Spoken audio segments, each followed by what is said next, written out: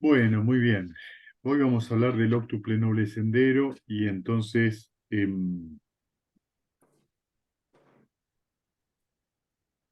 vamos a usar un sermón que ya leí este año, solamente que ahora lo voy a volver a leer porque me parece que es el sermón que mejor habla del óctuple noble sendero, el que lo deja más claro.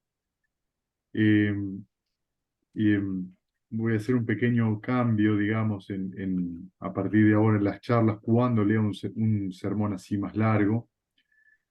No lo voy a leer completo, sí voy a leer el comienzo, porque siempre el comienzo abre un poco la mente hacia el tema que vamos a hablar, porque lo que a mí me interesa en estas charlas que se hacen mensuales es poder ir haciendo relaciones cada vez más claras entre, digamos, el Dhamma, lo que enseña el Buda, y la vida de uno. Entonces vamos a usar el Majjhima Nikaya número 117, que es el sermón sobre los 40 grandes factores. Es un sutta fantástico. Yo les recomiendo que cuando puedan lo lean detenidamente. ¿Sí? Y habla del óctuple noble sendero. Entonces empieza así. Así lo he oído en cierta ocasión. El bienaventurado residía en Sahuati, la arboleda de Jeta, en el parque de Anatapíndica. Allí el bienaventurado se dirigió a los monjes diciendo: Monjes, sí, venerable señor, le contestaron los monjes, y el bienaventurado dijo así: Monjes, os enseñaré la noble recta concentración con sus fundamentos y requisitos. Escuchad con cuidadosa atención y hablaré. Bien, entonces eh, dice: os enseñaré la noble recta concentración con sus fundamentos y requisitos. Acá siempre la palabra concentración es la traducción samadhi, ¿sí? O sea, sama samadhi es en Pali, recta concentración es como se traduce, sama es recta, samadhi es sabiduría tranquila, sama es tranquilidad y di es sabiduría. Es una palabra, sobre todo la palabra DHI, que se utiliza para sabiduría, que no pertenece únicamente y exclusivamente como palabra al pali y al sánscrito, sino que es una palabra de raíz indoeuropea. ¿Sí? Druida viene de lo mismo, por ejemplo. Eh, entonces, en realidad sería la noble, recta, tranquila sabiduría, si lo traducimos literal. La noble y recta, tranquila sabiduría. Eh, lo que significa acá, en realidad, o sea, fíjense que dice, lo que va a enseñar son los fundamentos y los requisitos para esa noble y recta, tranquila sabiduría o noble quietud mental, porque para poder ver las cosas con sabiduría la mente necesita quietud, y es por eso que quizás lo han traducido como concentración. ¿Qué es, monjes, la noble recta concentración con sus fundamentos y sus requisitos? O sea, fíjense ahora, ¿no? Ahora va a nombrar el óctuple noble sendero: la recta opinión, la recta intención, perdón, el recto punto de vista, la recta intención, la recta palabra, la recta acción, el recto medio de vida, el recto esfuerzo y la recta atención, ¿sí? Pues, monjes, la unificación de la mente en concomitancia con esos 7 factores es lo que se denomina la noble recta concentración con sus fundamentos y requisitos, ¿sí? Entonces, fíjense, lo que dice acá el Buda es que el óctuple noble sendero dice que la unificación de la mente en concomitancia con esos 7 factores anteriores es lo que se entiende por recta concentración o recta quietud. ¿Sí? Vamos a ver ahora cómo se organiza eso. Bueno, y antes de empezar, digamos, de lo que vamos a estar hablando justamente es del óctuple noble sendero, que según el mismo Buda es lo más noble que puede existir dentro del samsara.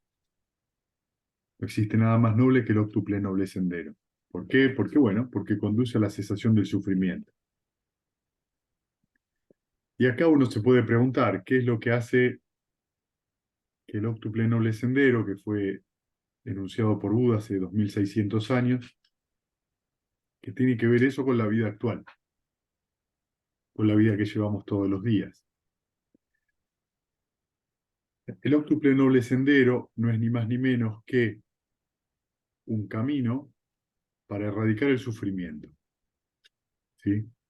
Y como tal, en este caso tiene ocho pasos u ocho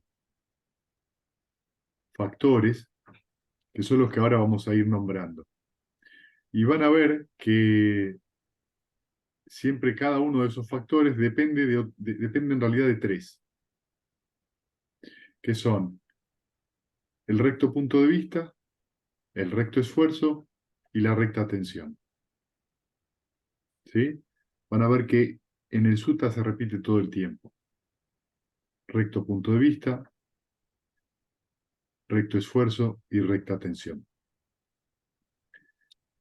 Entonces, el Buda empieza con el primero, que en este caso es, a este respecto, monjes, es el recto punto de vista lo que va en primer lugar.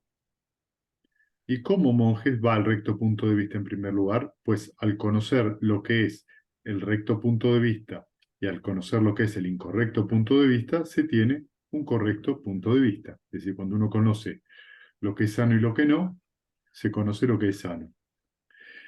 ¿Y cuál es, monjes, el incorrecto punto de vista? Pues pensar que no sirven para nada la generosidad, las donaciones y las ofrendas, pensar que no se recogen frutos, los frutos ni las consecuencias de las buenas o malas acciones, pensar que no existe ni este ni otro mundo, pensar que no hay madre ni padre, ni seres que nacen espontáneamente, ni que hay en el mundo ascetas y brahmines rectamente encaminados que habiendo seguido el buen camino afirman este y el otro mundo y habiéndolos experimentados por sí mismos con conocimiento superior. Esto es, monjes, la opinión incorrecta.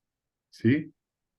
Entonces, fíjense qué es el punto, o sea, incorrecto punto de vista. Entonces, el Buda dice que el incorrecto punto de vista es pensar que no sirven para nada la generosidad, las donaciones y las ofrendas. ¿Sí? Es muy interesante que empieza con eso. O sea que el correcto punto de vista, el incorrecto, disculpen, es pensar que no sirven para nada ser generoso, la donación y las ofrendas. Uno tiene que pensar que cuando uno se sienta a meditar está siendo generoso consigo mismo, por ejemplo. Esa generosidad consigo mismo es propiciarse el espacio y el tiempo para poder sentarse y desarrollar la mente. Cuando uno desarrolla la mente trae tranquilidad. Cuando uno trae tranquilidad para sí mismo, trae tranquilidad para el entorno. También que la generosidad, la donación o la ofrenda tiene que ver no solamente con hacia uno mismo, sino hacia los demás. Entonces, fíjense que esto es muy importante porque la generosidad eh, es una cualidad muy importante para desarrollar, porque una persona que es generosa es una persona que es desprendida de no solamente de una cuestión de dinero, sino desprendida también de su propio tiempo para ayudar a otro, o lo que considera su propio tiempo.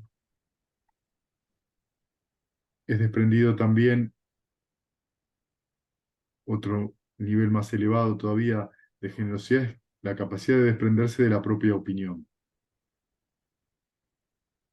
¿Sí? Cuando uno está muy aferrado a la opinión personal de lo que cree que tiene que ser, se presenta un caso severo de avaricia, porque es como yo quiero y como yo digo, y lo demás no sirve o no es. No nos cuenta que ese apego que tenemos a las opiniones es exactamente lo que nos produce tanto sufrimiento y que trae tanto sufrimiento a los demás. Entonces, fíjense que la generosidad es la capacidad de tener una mente blanda, una mente amplia, una mente maleable, una mente que no tiene miedo. Y estas son cosas que eran tan reales en la época del Buda como ahora. Lo segundo que dice es pensar que no se recogen los frutos ni las consecuencias de las buenas o malas acciones. Esta es la ley del karma, ¿sí? Y acá tenemos que ser muy atentos porque en realidad toda la enseñanza del Buda se basa justamente en esto, en que el karma es exactamente el fruto, la semilla y el fruto de una acción. ¿Qué significa esto? Que somos herederos de nuestro karma, somos herederos de nuestras acciones. Entonces, lo que nos pasa en el presente es consecuencia de cómo actuamos en el pasado. ¿Dónde se genera el karma? En la mente. ¿Cómo se genera el karma? Cuando hay una intención. Si la intención, a veces la intención no es consciente en el sentido que uno no se da cuenta, pero lo hace igual.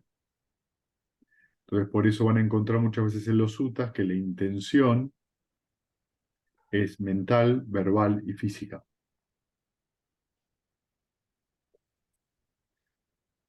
Por lo tanto, es muy importante, momento a momento, dónde tenemos la mente. ¿Cómo está nuestra mente? En otras palabras, ¿cuál es nuestro estado de ánimo? Para ponerlo simple. Si nuestro estado de ánimo es negativo, confuso, nebuloso y cavilamos sobre cosas que no nos hacen bien, estamos generando en ese momento intenciones malsanas. Entonces, ¿entienden lo que quiere decir con malsano o sano? Pensar no es gratis como se cree. Este dicho que pensar es gratis, la verdad que pensar no es gratis. Pensar cuesta mucho, cuesta muchísimo, y es tremendamente peligroso cuando uno libera la mente, entre comillas libera, cuando uno libera esto a pensar y cavilar sobre cosas que nos hacen mal. Entonces, no es gratis, es tremendamente nocivo y es un hábito bastante desagradable que tenemos los humanos, que es pensar sobre cosas que no nos hacen bien, creyendo que esa es la manera de solucionarlo. Si mi mente está enojada, si mi mente está celosa, si mi mente tiene envidia, si mi mente tiene enojo, si mi mente tiene ansiedad, preocupación, tristeza, nos vamos a encontrar con pensamientos de esa índole. ¿Eso significa que tenemos que rechazar esos estados? No, significa que los tenemos que reconocer y dejar ir. Si los niego, significa que los refuerzo. Si los acepto y los empiezo a alimentar, también voy a sufrir. Entonces, tenemos que prestar atención a lo que sentimos, reconocer si ese estado es saludable o no, y si no lo es, abandonarlo. ¿Sí? Entonces, fíjense que el recto punto de vista involucra de parte de los practicantes, ¿sí? De parte de aquellas personas que deciden tomar el octuple noble sendero, como un requisito, ¿sí? Como un requisito. Las acciones buenas tienen frutos buenos, las acciones malas tienen frutos malos. No hay, de decir, de un árbol de durazno no nacen mandarinas. Esto hay que entenderlo porque si no, de otra manera nos confundimos mucho. Y también la otra cosa que quiero aclarar con respecto al karma, que a veces se confunde, es creer que si uno no tiene la mala intención y es consciente en el estado mental en el que está de hacer una acción, cree que eso es malo por los resultados que se producen, ¿sí? Voy a dar un ejemplo de esto, que se confunde siempre muchas veces. Si alguien come carne, estás teniendo mal karma. No, eso dentro del budismo no es así, porque la ley del karma implica que vos tuviste que haber tenido la intención de haber matado al animal, o la intención, o saber que ese animal fue matado para vos, o vos pediste que lo mataran para vos. Entonces, esto sí, porque estaba albergando intenciones crueles, ¿sí? Pero si eso no es el caso, ¿sí? Esta cosa de que si yo como carne estoy trayéndome mal karma, desde el punto de vista del budismo, es una fantasía. Lo que produce esto del karma es la responsabilidad total de las acciones que tenemos. Tenemos que hacernos cargo de la intención que tenemos y no nos tenemos que andar haciendo cargo de la paz mundial. ¿Me explico? porque la gente que aboga por la paz mundial suele tener muchas veces una guerra en su propia cabeza. Entonces, tenemos que empezar con que la paz mundial empieza en la cabeza y termina en la cabeza. Si yo estoy pacífico, la gente que está alrededor va a ver esa paz y uno contagia eso. Entonces, empecemos por casa y démosle la libertad a los demás de que puedan tomar sus decisiones en base a su estado momentáneo de conciencia, en su estado momentáneo de atención. Entonces, ¿qué sigue? Dice, pensar que no existe este ni otro mundo. ¿De qué está hablando acá? Acá hay dos visiones diferentes. La primera es que hay el mundo en el cual vivimos, donde viven los humanos, y otro mundo refiere a los otros planos de existencia. ¿Sí? Sean estos planos de existencia animales, fantasmas, eh, infierno, o para arriba, los devas, los brahmas, los seres inmateriales. ¿Sí? Esa es una manera de verlo. La otra manera de verlo también es que cuando queremos decir este y otro mundo es que no existen los yanas. ¿Sí? Los yanas en los estados, en los sutas están descritos como estados supramundanos, momentáneos. Pero son estados supramundanos, ¿por qué? Porque en ese momento no hay distracciones en la mente y en ese momento no hay obstáculos en la mente. Entonces uno se siente muy bien. Y como uno se siente muy bien y siente ese enorme bienestar, eso no es lo común, no es lo mundano. Lo mundano es andar con la mente de acá para allá. Pero si la mente está colecta, tranquila y estable, es un estado momentáneo supramundano. ¿Sí? De hecho, pueden observar un sutta donde supuestamente Mahavira, el creador del jainismo, le pregunta a un seguidor del Buda si es verdad que se puede estar en un estado donde no surjan pensamientos, si él creía eso, y el seguidor del Buda le dice que él no cree eso, que no cree que exista eso. Entonces Mahavira le dice, escucha, escucha, escucha lo que te pregunté, se lo pregunta dos veces más, y el seguidor del Buda laico le dice, sí, sí, claro, yo no creo que eso es que eso exista. Entonces le dice, entonces, es verdad que no se puede tener un estado mental donde no surjan pensamientos.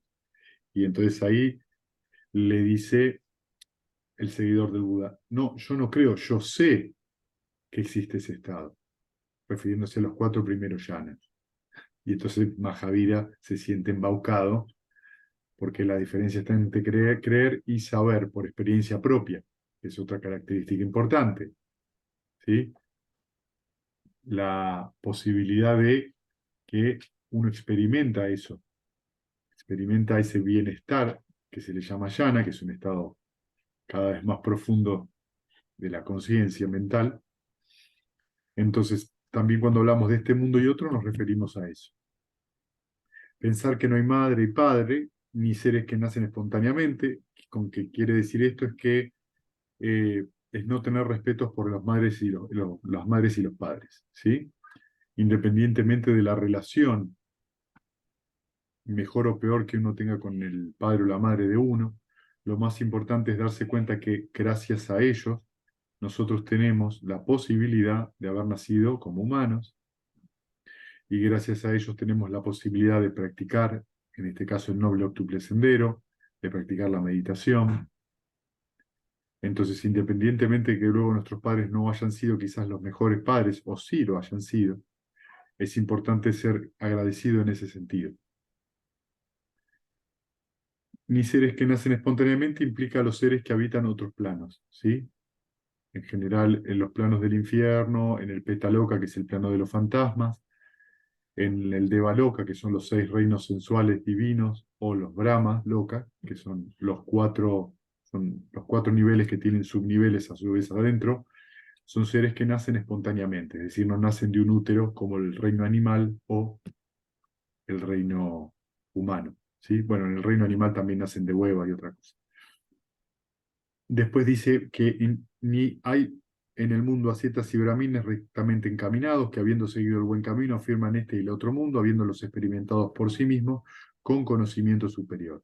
Pero lo que está diciendo acá el Buda es que si uno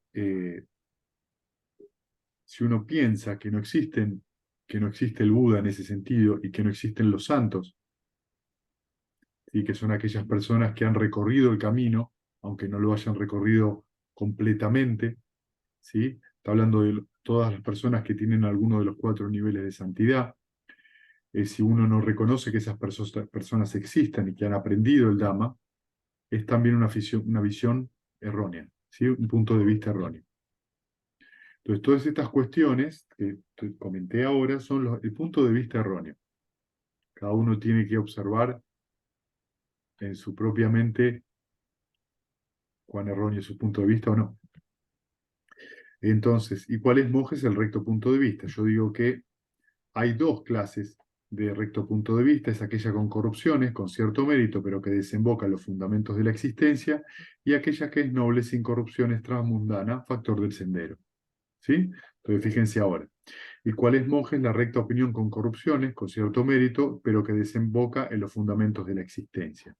Pues es pensar que sirven para algo la generosidad, las donaciones y las ofrendas, pensar que se recogen los frutos y las consecuencias de las buenas o malas acciones, pensar que existe este y otro mundo, pensar que existe madre y padre, pensar que hay seres que nacen espontáneamente y que hay en el mundo cetas y brahmines rectamente encaminados que, habiendo seguido el buen camino, afirman este y el otro mundo, habiéndolos experimentados por sí mismos con conocimiento superior. Esto es, monjes, la recta opinión o el recto punto de vista, con corrupciones, con cierto mérito, pero que desemboca en los fundamentos de la existencia. Pero ¿qué quiere decir? Que a esto se le suele llamar el recto punto de vista mundano. ¿Sí?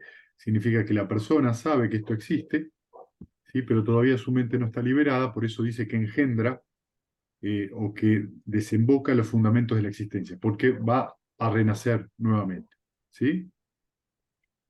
Sin embargo, esa recta visión, ese recto punto de vista, ayuda muchísimo, ¿sí?, a poder desarrollar el resto del camino, que es lo que vamos a ver ahora. ¿Y cuál es, monje, la recta opinión noble sin corrupciones transmundanas, factor del sendero? Pues es, monje, la mente de los nobles, la de la mente sin corrupciones, la propia del sendero noble, y que aquel que lo cultiva es la sabiduría, la facultad de la sabiduría, el poder de la sabiduría, el factor de la iluminación que consiste en la investigación, el factor del sendero es el recto punto de vista. Esta es, monjes, el recto punto de vista noble, sin corrupciones transmundano, factor del sendero. Aquel que hace el esfuerzo por renunciar al incorrecto punto de vista y alcanzar el correcto punto de vista, ese es el que hace el recto esfuerzo. Aquel que atento renuncia a la opinión, al incorrecto punto de vista, y atento alcanza el recto punto de vista, permaneciendo en él, ese es el de recta atención. Por tanto, hay 3 cosas que rodean y giran en torno al recto punto de vista. Esto es, el recto punto de vista en sí mismo, el recto esfuerzo y la recta atención. ¿Sí? Entonces, lo que quiere decir en este caso, con la segunda posibilidad del recto punto de vista, es la que es noble. ¿Qué significa esto? Habla de 2 tipos. Por un lado está la mente de los nobles, que son los que todavía no alcanzaron el supremo despertar, y después habla de, digamos, el recto punto de vista desarrollado completamente, que es el del Arahant. ¿Sí? Para alcanzar este recto punto de vista hace falta primero reflexionar sobre lo que hablamos antes, sobre todas esas características: el karma, las consecuencias, la generosidad, la donación, madre, padre, este mundo y otro mundo, ¿sí? Que hay seres o santos que pueden ayudar a desarrollar ese camino. Eso es lo primero que uno tiene que reflexionar. Luego es el recto esfuerzo. El recto esfuerzo es justamente, ¿qué es? Abandonar los estados malsanos. Porque si yo tengo un estado malsano mental y no llevo la mente a un estado sano, eso me va a traer un incorrecto punto de vista. Y finalmente la recta atención. ¿Qué es recta atención? Recordar cómo se mueve la mente de un objeto a otro. ¿Sí? Esto es re importante. ¿Por qué es re importante? Porque la recta atención nos trae siempre el recuerdo. Por eso es recordar, Bhante Vimalaramsi decía, recordar cómo se mueve la mente, es que nosotros entendemos que la mente se mueve. Estoy con el objeto de meditación y aparece un obstáculo. No estoy con el objeto de meditación, estoy con mi mente cotidiana y la mente se mueve. El movimiento, reconocer que la mente se mueve, es justamente la posibilidad de no identificarnos. ¿Cuándo aparece el sufrimiento? El sufrimiento empieza a aparecer y a generarse cuando lo que surge no me gusta. Lo que surge me gusta. Yo soy lo que surge.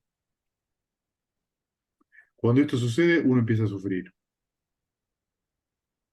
Pero mientras uno reconoce el movimiento y no se identifica con nada de esos movimientos, de ese movimiento de la mente, está atento. ¿Sí? No es lo mismo sentarse a meditar que sentarse a meditar recordando previamente, antes de, yo me siento, entonces recuerdo, antes de empezar a irradiar, recuerdo que la mente se va a mover. ¿Sí? O sea, recuerdo, la mente se va a mover. Entonces, si yo recuerdo eso y tengo ese recuerdo y tengo esa actitud abierta, reconociendo que la mente se va a mover, se van a dar cuenta que la sentada tiene otra calidad. Pero si yo me siento con la idea de ponerle un pie a la mente encima y aplastarla, van a ver qué clase de meditación tienen. Van a luchar contra algo que no tiene ningún sentido luchar. De hecho, por eso es tan fructífero cultivar los Brahmaviharas, los cuatro sentimientos, porque hace que la mente se ablande, hace que las intenciones de una sean blanditas, ¿sí? Y no órdenes duras. Muy bien. Entonces, ¿sí? Vemos que el recto punto de vista es reforzado por el recto punto de vista, el recto esfuerzo o el noble esfuerzo y la recta atención. Entonces, fíjense, lo que sigue a continuación es eh, qué ocurre con el segundo peldaño. El segundo peldaño es la recta intención. ¿Sí? Entonces, tengo el recto punto de vista y esto a qué me lleva, a la recta intención. ¿Sí? Entonces, la recta intención o el recto propósito, como dice acá en la traducción, tiene también el recto punto de vista primero. ¿Sí? Y ¿cómo va? Dice Buda, dice, ¿cómo va el recto punto de vista en primer lugar? Pues al conocer lo que es la intención correcta de la intención incorrecta, ¿sí? Eh, el correcto, la correcta intención proviene del recto punto de vista. Y entonces dice, ¿y cuál es la intención incorrecta? Pregunta el Buda. Pues la intención del deseo de los sentidos, la intención de la malevolencia y la intención de la crueldad. Entonces, ¿qué es tener una intención incorrecta? Estas tres, el deseo de los sentidos, ¿sí? ¿Qué significa el deseo de los sentidos? Cuando uno anda atrás de todo eso todo el tiempo, de cualquiera de los seis sentidos, por favor, no solamente los cinco, la mente también. Entonces, si yo estoy pensando todo el día en qué voy a comer, en que quiero ver una película todo el día o que quiero estar escuchando música todo el día o la radio todo el día, es algo muy común entre las personas que se ponen la radio de acompañante y están escuchando todo el día, eso es un deseo sensual desbocado. O la televisión de fondo, o cualquier otra cosa del mundo, ¿sí? El trabajo en exceso también, el sexo en exceso también, la droga, cualquier cosa que estemos hablando, ¿sí? Inclusive eh, obsesiona- comprar cosas y obsesionarse con el mismo dama también, ¿sí? No importa qué cosa sea. Entonces, cuando uno no se da cuenta de eso, que el deseo sensual, hasta que uno no se vuelve un anagamin, que es el tercer estadio de santidad, el deseo sensual anda dando vueltas por ahí, cada vez más débil, ¿sí? Pero uno se da cuenta de algo muy importante, querida gente, que el deseo duele. Si ustedes se ponen a observar, se van a dar cuenta que los deseos duelen. En el momento en que uno quiere algo y desea algo, se van a dar cuenta que duele, van a sufrir. Por eso la avidez, tanja, es la condición para el sufrimiento. ¿Qué es la avidez? Yo quiero algo, yo no quiero algo, yo soy eso. Entonces, piensen ustedes, ¿no? Algo muy importante. Cuando uno tiene hambre, a uno le duele. tiene sed, también siente algo, una insatisfacción, eso lleva al dolor. Cualquier deseo sensual de otra índole también tiene lo mismo.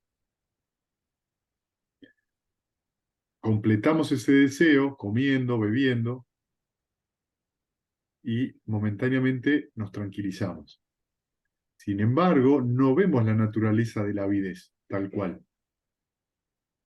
Solo queremos satisfacerla. Pero cuando tenemos ese deseo que surge, esa avidez que surge, no prestamos atención, no la queremos sacar de encima.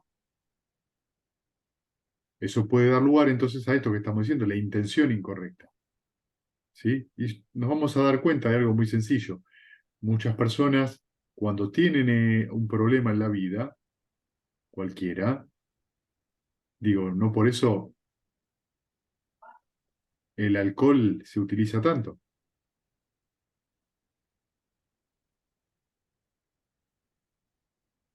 como una manera de poder calmar esa ansiedad que tengo, ese sufrimiento que estoy teniendo.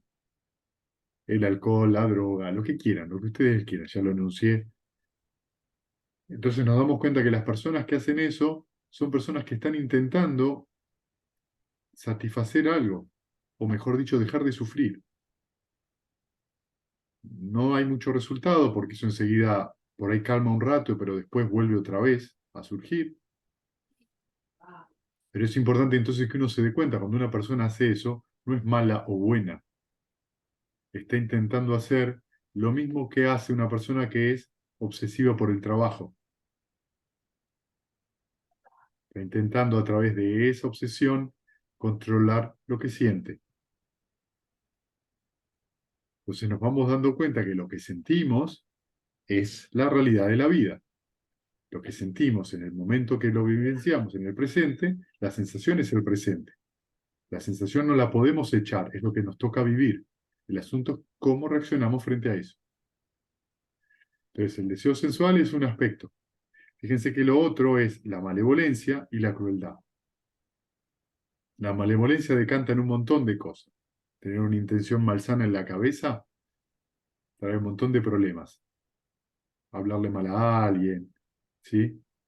Actuar con desprecio, actuar juzgando a los demás, una actividad muy concurrida en el mundo humano, andar juzgando a los demás sin saber en realidad cuál es la verdadera situación o condición de los demás. Aún hacemos esto con los seres más queridos, que los juzgamos creyendo que son personas que no tienen movimiento interno. La persona es así. Mi mamá es así, mi hijo es así, mi hermano es así, mi esposo es así, mi esposa es así. Cuando decimos es así, hay un punto de vista incorrecto. Y la crueldad. La crueldad es ni más ni menos que disfrutar con el sufrimiento ajeno. ¿Sí? No hay nada mejor para describir la crueldad de un modo gracioso que es cuando un argentino se pone feliz porque un brasilero perdió el mundial de fútbol. ¿Sí? O cuando un hincha de Boca se pone alegre que el hincha de River, su equipo pierde un partido. Es decir, es alegrarse con el sufrimiento de los demás. Eso es crueldad. ¿Sí? Entonces, tanto la malevolencia, que tiene su contrapartida en el amor benevolente, como la crueldad, que tiene su contrapartida en la compasión, son importantes que no sean cultivados en la mente de uno. Darse cuenta velozmente que cuando uno tiene una intención malevolente o una intención cruel, estamos jugando con fuego. Uno puede creer que eso queda en la mente de uno, pero rápidamente se va a traducir en la manera de hablar y en la manera de actuar. Entonces, el Buda dice, bueno, ¿cuál es la recta intención? Y como siempre con esa simpleza que lo caracteriza, dice que hay dos clases de recta intención. Una que tiene corrupciones, ¿sí? Como la anterior. Se van a dar cuenta que en cada uno del sendero habla de una mundana y una supramundana. Entonces, la mundana en este sentido, o sea, la recta intención mundana, es el propósito de la renunciación, opuesto al deseo sensual, es decir, aprender a abandonar el deseo sensual. Por favor, esto no significa que uno no vaya a disfrutar de una buena comida o de escuchar una canción o de oler un perfume. No está hablando de eso el Buda en sí, sino de no obsesionarse con eso, que es muy fácil. El propósito libre de malevolencia, que es el amor benevolente, tener una mente con el amor benevolente, y el propósito de la libertad de la crueldad. Y fíjense que dice libre de la crueldad, es decir, estar libre de la crueldad, que es tener una mente compasiva. Una mente compasiva es una mente que puede observar el sufrimiento ajeno y el propio y no identificarse con él. Entonces, como no se identifica, puede irradiar amor benevolente en situaciones muy difíciles. ¿Sí? Si yo tengo una persona que está enferma y me pongo mal, ¿en qué lo ayudo? No lo estoy ayudando para nada, ni a mí ni al otro. Ahí es donde es muy importante entonces que poder abandonar esa tristeza que por ahí a mí me genera que un amigo, una amiga, o un pariente esté enfermo, dejo ir esa tristeza y llevo la mente al amor benevolente y le puedo irradiar, comprendiendo de que la persona que tengo delante ha tomado sus decisiones a lo largo de la vida y a través de esas decisiones, a través de su karma, ha llegado donde llegó. Simplemente es eso. La intención es poder ayudarlo a aliviar esa situación, no a sufrir con él, ¿sí? Es como si el bote se estuviera hundiendo y yo para ayudarlo me subo arriba del bote para generar más peso. No, ayudémoslo a sacar agua desde el otro bote, ¿sí? Pero es la persona la que tiene que aprender a arreglar su propio bote. Uno no lo puede hacer por el otro. Entonces la compasión es un estado muy abierto que acepta el sufrimiento como parte de la existencia y entiende que el sufrimiento no viene, tiene una causa que es la avidez. Esto es son las dos primeras nobles verdades. Uno se olvida, ¿vieron? Ah, está sufriendo, pobre, y empezamos. No, espera, el sufrimiento tiene una causa, ¿qué? La avidez. ¿Qué significa esto? Que uno puede estar con un dolor y sin embargo no sufrir. Puede estar enfermo y sin embargo no sufrir. Puede sentirse incómodo físicamente, puede sentir incomodidad y sin embargo no sufre consecuencias. Cuando ustedes meditan, y especialmente quizás a veces esto lo han vivido en los retiros y sienten dolor, ustedes simplemente hacen las 6 R's, el noble esfuerzo, vuelven al objeto de meditación y el dolor puede estar ahí y por ahí desaparece, porque la mente, o cómo está la mente, tiene mucho que ver en cómo percibo la realidad y la realidad es también cómo está el cuerpo y puedo tener un dolor y sin embargo no sufrir. Esto es muy importante, de darse cuenta, que el entrenamiento para la meditación empieza a ser un entrenamiento que a mí me causa mucha gracia cuando yo leo en las redes, no se va a notar en tu meditación ni haciendo yoga cuán iluminado estás, sino en las situaciones complicadas, cosa que yo comparto, pero también creo que esas personas que ponen eso dejaron de meditar por algo. Y lo ponen exactamente cuando se sienten bien. Ahora, cuando viene la cosa que las papas queman, ahí es donde vemos cuán desarrollada está la mente. Y la meditación es eso, es un ejercicio para desarrollar la mente. Muy bien. Entonces después habla de la intención o la recta intención sin corrupciones, que es la que estuvimos hablando antes con el recto punto de vista, así que es la de los nobles y está perfeccionada en el Arahant. Entonces, ¿cuáles son las 3 cosas que rodean a la recta intención? El recto punto de vista, que es el que conversamos, el recto esfuerzo y la recta atención. Entonces, para tener una intención sana, amorosa, compasiva, ¿sí? Y tranquila, que es lo que dice la renunciación, necesito el recto esfuerzo. Entonces, si yo estoy con la mente bailando de acá para allá, enojado esto, la intención que sale de ahí no va a ser saludable, no va a ser noble, no va a ser recta. Entonces, yo te voy a ayudar enojado, eh, mejor arreglate vos primero y después vení a ayudarme. Entonces, fíjense que ahí el recto esfuerzo funciona. ¿Qué es el recto esfuerzo? Las 6 R. Dejo ir ese estado malsano y llevo a la mente a algo saludable. Bien, estas dos cosas, el recto punto de vista y la recta intención, nos lleva a la tercera, que es la recta palabra, ¿sí? O la recta forma de hablar. Entonces, el Buda dice, a ver, ¿qué es la forma de hablar incorrecta? Esto es mentir, hablar maliciosa, grosera y frívolamente, y esa es la palabra incorrecta. ¿Sí? Fíjense que acá empezamos a entrar en los preceptos. ¿Está bien? Entonces, mentir, todo el mundo sabe, a veces se olvida de que mentir es tremendo. Hablar maliciosamente es andar eh, sembrando disensión con las palabras de uno. Hablar groseramente es insultar, aunque uno insulte de manera cotidiana. Cada vez que uno insulta, la mente está enojada. ¿Te des cuenta de eso o no?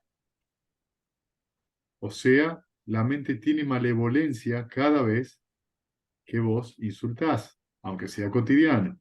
La mente tiene crueldad cada vez que vos insultás.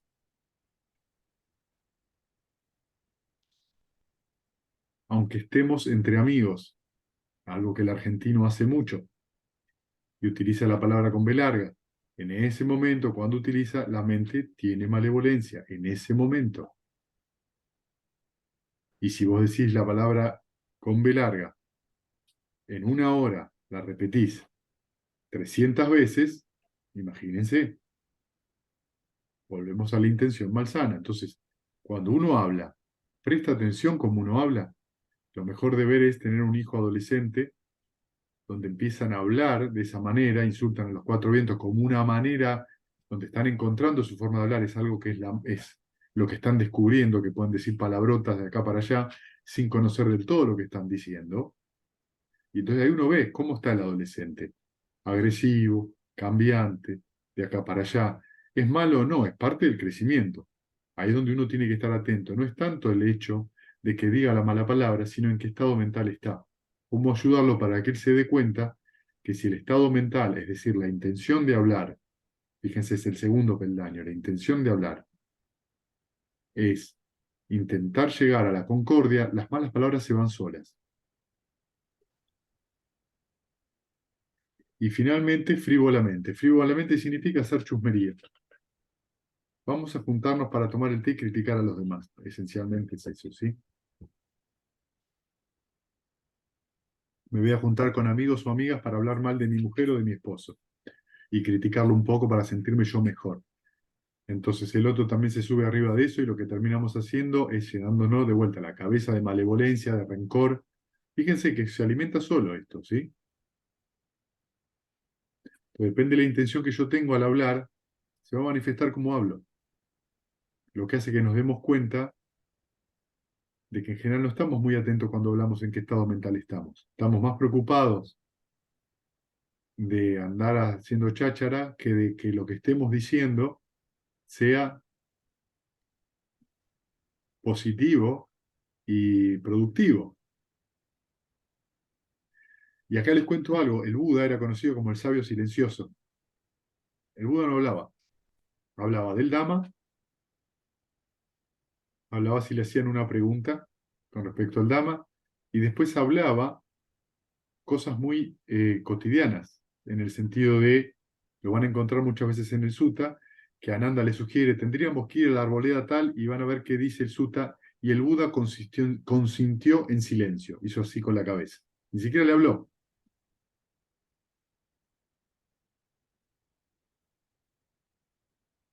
Entonces, el Buda mismo decía, si no hay nada para hablar del Dhamma, o hablar algo en concreto de algo que hay que hacer, es preferible que el practicante se refugie en el noble silencio. Hablando especialmente de los monjes, ¿sí? En un laico, el laico va a hablar de un montón de cuestiones que va a tener que hablar porque son situaciones a resolver, cuestiones prácticas. En el trabajo, siento que va a tener que hablar. El asunto es, ¿cómo tengo la mente cuando hablo? Y cuando la mente se me zafó y estoy hablando ya cualquier cosa. Una de las cosas interesantes que aplicamos en el último retiro, y que vamos a hacer en este retiro que sigue, es tratar de, si no hay nada, si no se habla del Dhamma o de cuestiones prácticas, no se habla. Por supuesto, el retiro anterior fracasamos bastante con eso, porque se habló de muchas pavadas, pero también hubo un montón de conversaciones muy interesantes que surgieron a partir de esta regla, de hablar, por ahí una pregunta del Dhamma o algo que surge, en algún momento fue muy positivo para la práctica de alguno. Pero si nos vamos hablando de cualquier cosa, termina siendo el intercambio social más importante que el estado mental que tengo. Y el intercambio social que yo tengo tiene que tener como soberanía el estado mental que tengo en la cabeza. Muy bien. Y entonces, eh, ¿cómo está alimentado esto, no? ¿Cómo está alimentada esta correcta forma de hablar? Entonces, primero dice cuál es la recta forma de hablar, que es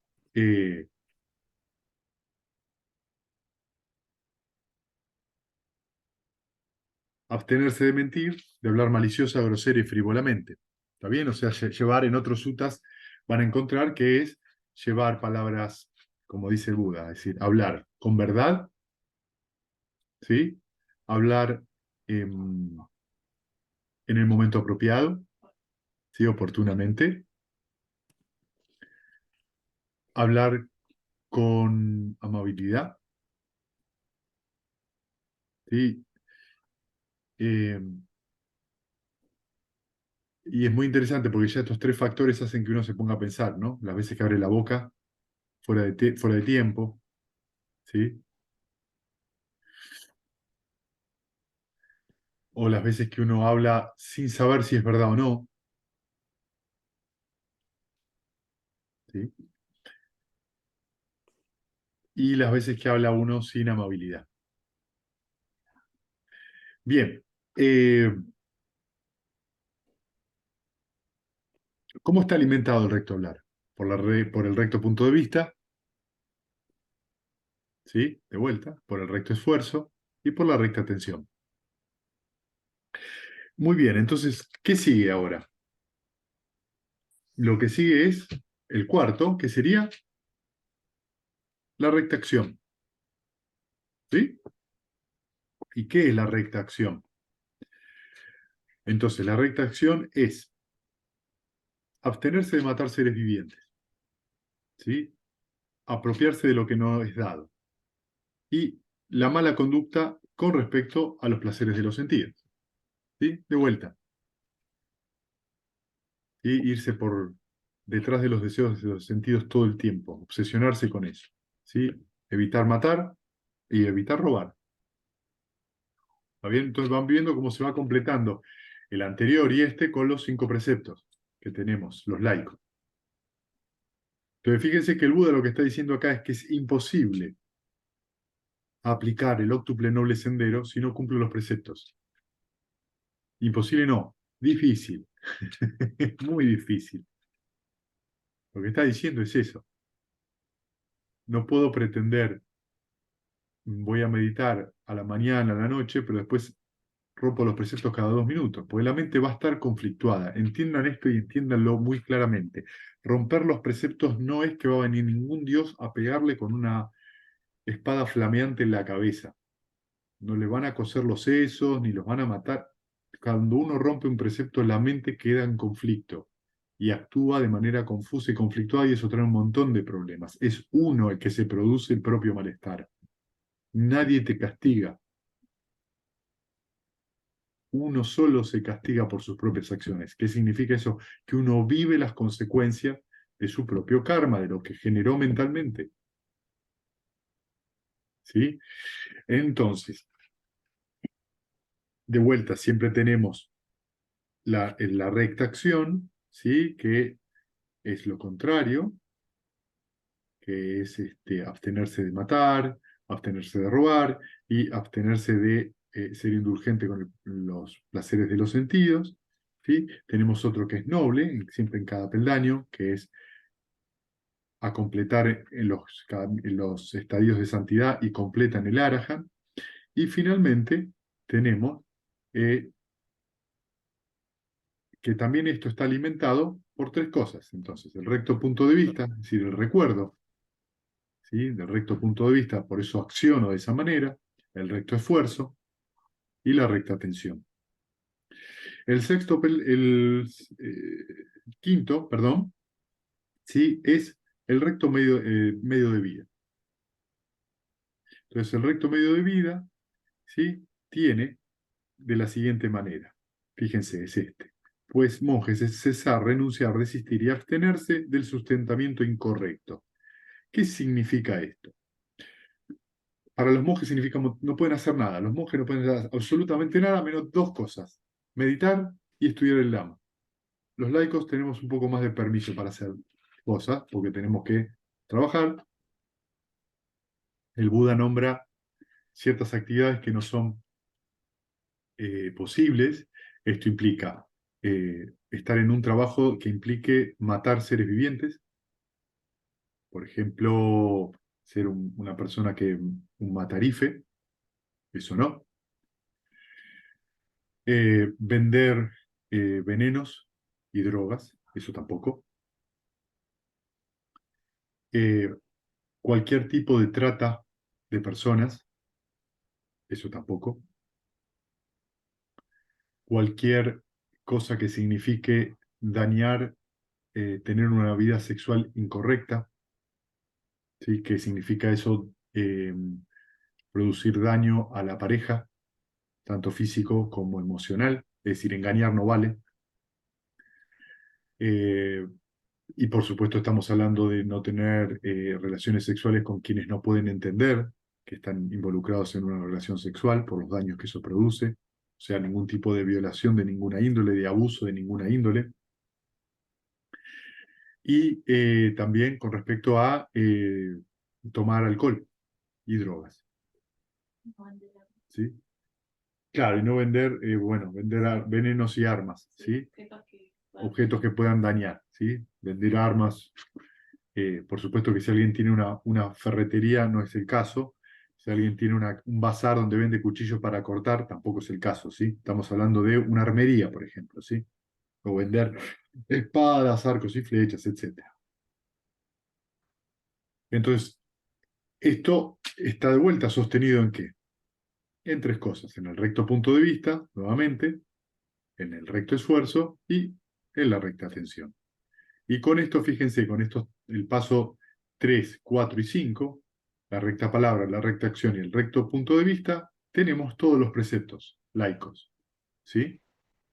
Completo, nuestra conducta de vida, nuestra conducta cotidiana, que es como vivimos, esencialmente. Bien, y esto nos lleva entonces, por supuesto que esto nos va a llevar ahora que llega el momento de sentarse a meditar. Entonces, vemos el sexto paso, que eh, es el recto esfuerzo, ¿sí? Espérenme un segundito.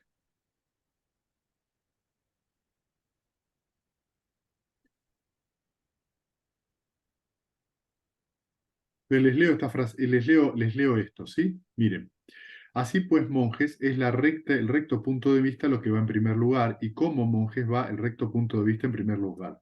Pues de la siguiente manera: del recto punto de vista surge la recta intención. De la recta intención surge la recta palabra. De la recta palabra surge la recta acción. De la recta acción surge el recto punto de vista. Perdón, el recto medio de vida.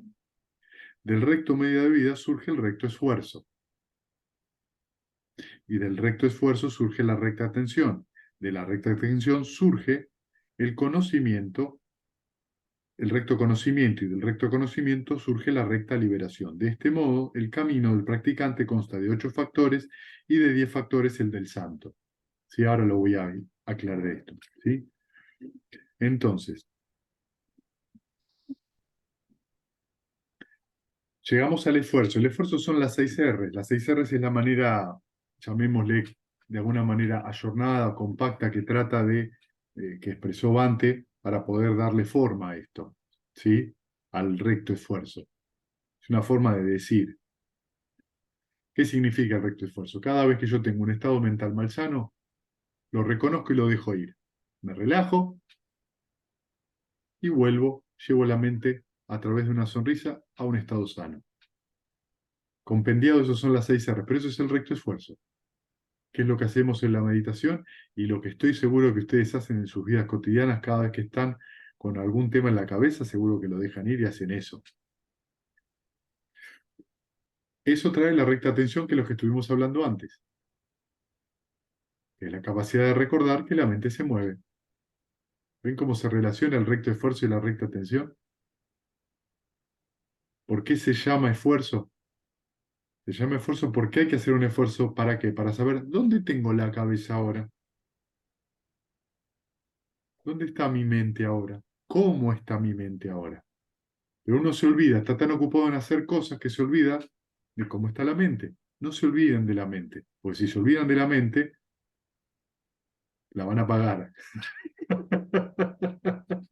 Porque no se los va a dejar pasar. Y esa atención, esa recta atención, nos da la recta concentración o la recta sabiduría tranquila, la quietud. ¿Por qué dice acá que el camino del practicante consta de 8 factores y de 10 factores el del santo?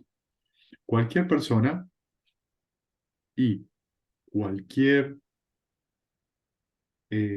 practicante que sea un sotapana, que es el que ha entrado en la corriente, un sakadagami, que es el que retorna una sola vez, o un anagami, tiene 8 factores. Pero el arahant tiene 10. ¿Por qué? Porque de esos 10 surge el recto conocimiento y la recta liberación, que significa que la mente del arahant logra a través del conocimiento liberarse completamente de los 10 grilletes. Y surge la liberación recta, que significa que queda completamente liberado del sufrimiento. Los estadios anteriores se va liberando paulatinamente del sufrimiento, pero todavía no está completo el entrenamiento. Por eso dice eso. Eh, entonces, fíjense, dice esto. Así pues, monjes, es el recto punto de vista lo que va en primer lugar. ¿Y cómo monjes va el recto punto de vista en primer lugar?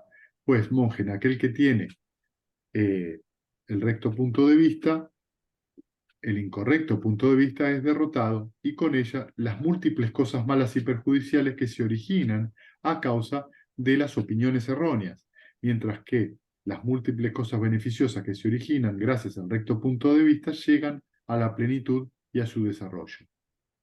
Y esto ocurre con cada uno de los pasos del octuple noble sendero. ¿Sí? Que a través de el recto punto de vista, el recto esfuerzo y la recta atención, todos los planos, todos los pasos del sendero se van desarrollando.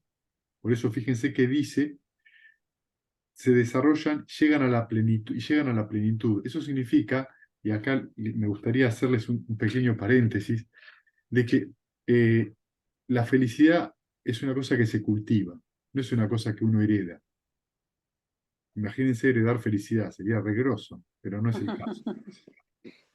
¿Sí? A mí a veces me han dicho, cuando yo les digo, mirá, tenés que prestar atención a lo que te pasa en tu vida cotidiana, tenés que sentarte a meditar, tenés que observar cuando termina la meditación dónde está tu mente, tenés que hacer un trabajo perseverante de lo que estás haciendo y dedicado de lo que estás haciendo. Y muchas veces me dicen, bueno, pero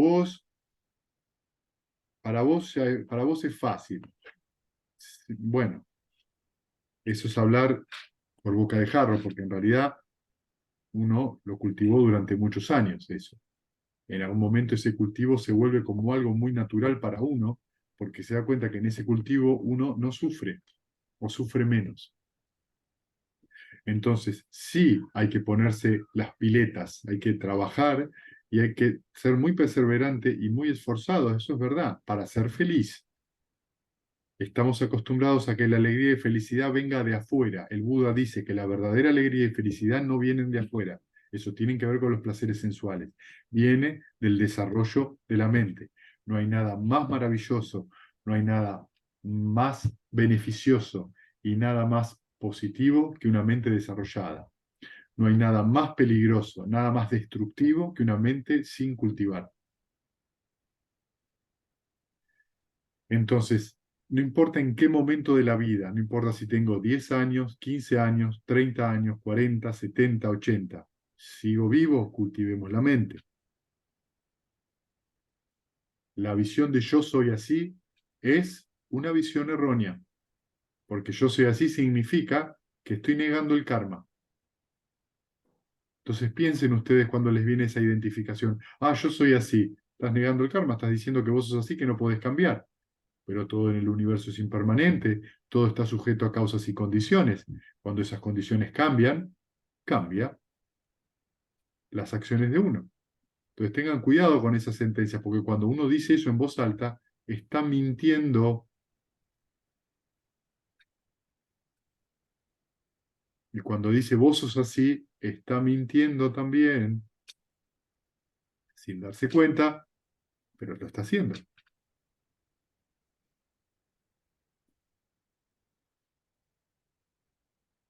Muy bien. Entonces, de manera que hay 20 factores por parte de lo beneficioso y otros 20 por parte de lo perjudicial.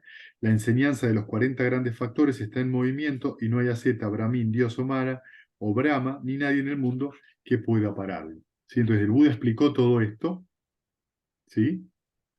Y nadie puede detener esto, nadie puede decir que no es verdad.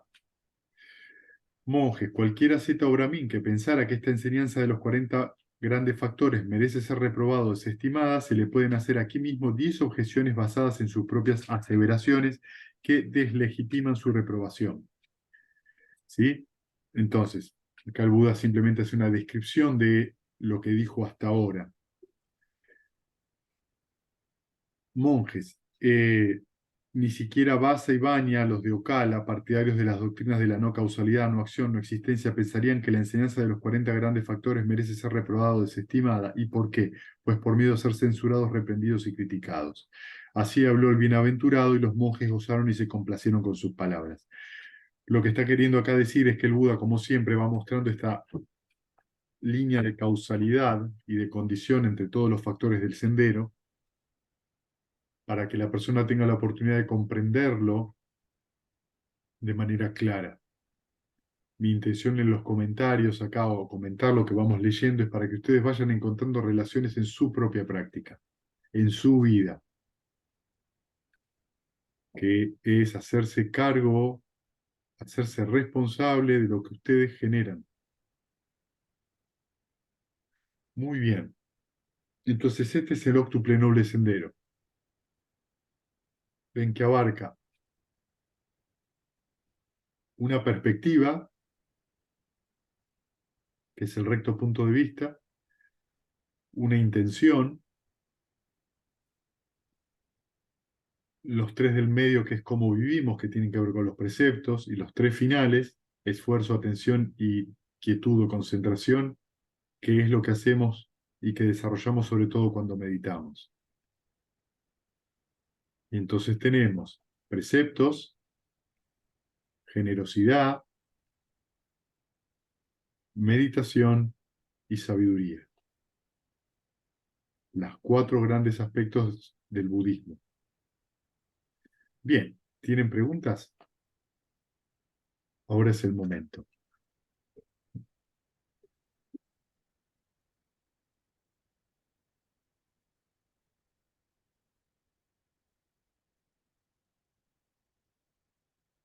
Bueno, mientras piensan las preguntas, les voy comentando el viernes este que viene, el viernes 17, perdón, de noviembre empieza el retiro en Luján, eh, en la casa que donó Celes para que lo hiciéramos. Muchas gracias, Celes.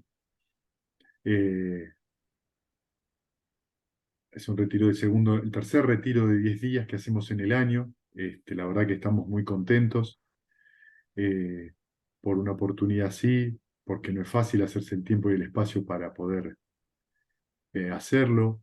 Les les sugiero que vean la página. En la página hemos cargado las actividades de diciembre, enero y febrero ya. Y Maru ha hecho el tremendo trabajo de modificar toda la página, ahora está distinta, ¿sí?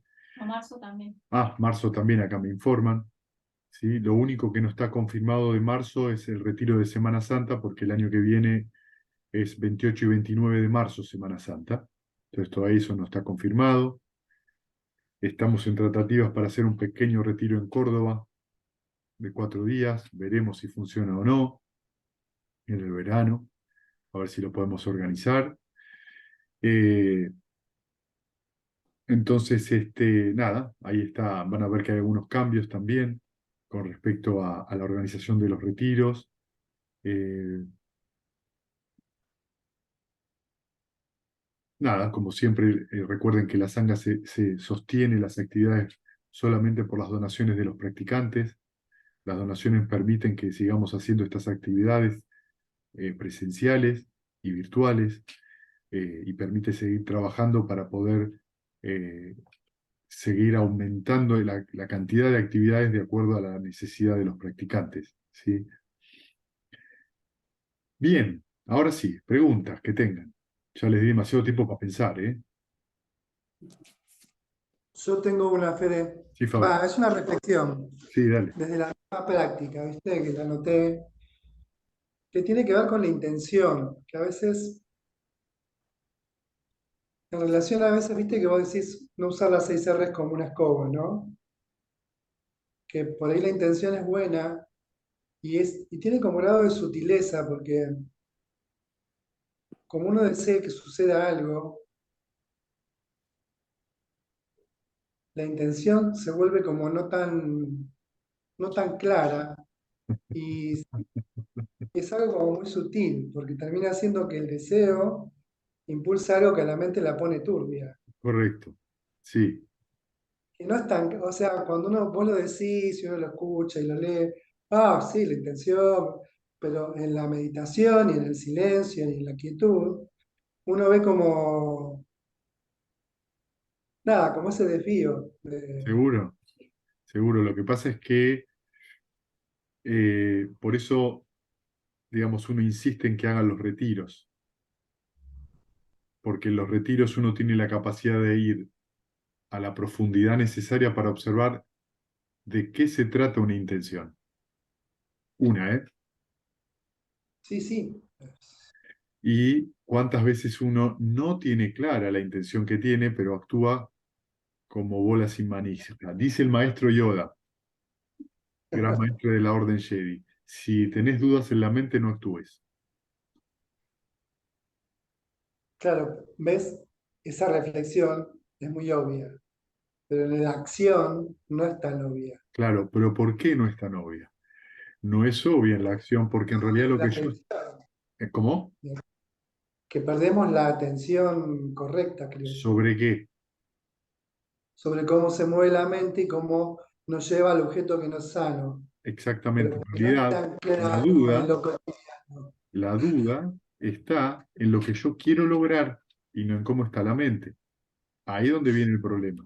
Yo quiero lograr tal cosa y para eso no sé si hacer esto o no, en vez de darme cuenta cómo tengo la mente. Si la mente está en un estado sano, la duda desaparece, porque la duda es un estado insano, es un obstáculo. Si yo dejo ir la duda y no ando pensando en la duda, ni en el objeto de la duda, me voy a dar cuenta que mi reflexión a partir de una mente más tranquila es completamente diferente. Pero por lo que quiero lograr, ya hay avidez, por lo que deseo completar, es que debido a esa avidez que surge la duda.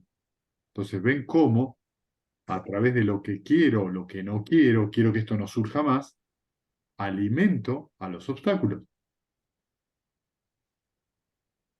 Es la avidez lo que trae el obstáculo, Sí, no al revés. Esto es re importante. Es la avidez lo que genera la duda, es la avidez lo que genera la aversión y la mala voluntad, es la avidez lo que genera la pereza y el letargo, es la avidez lo que genera la ansiedad, es la avidez lo que genera el deseo sensual desenfrenado. Quiero lograr algo, no quiero que esto me pase.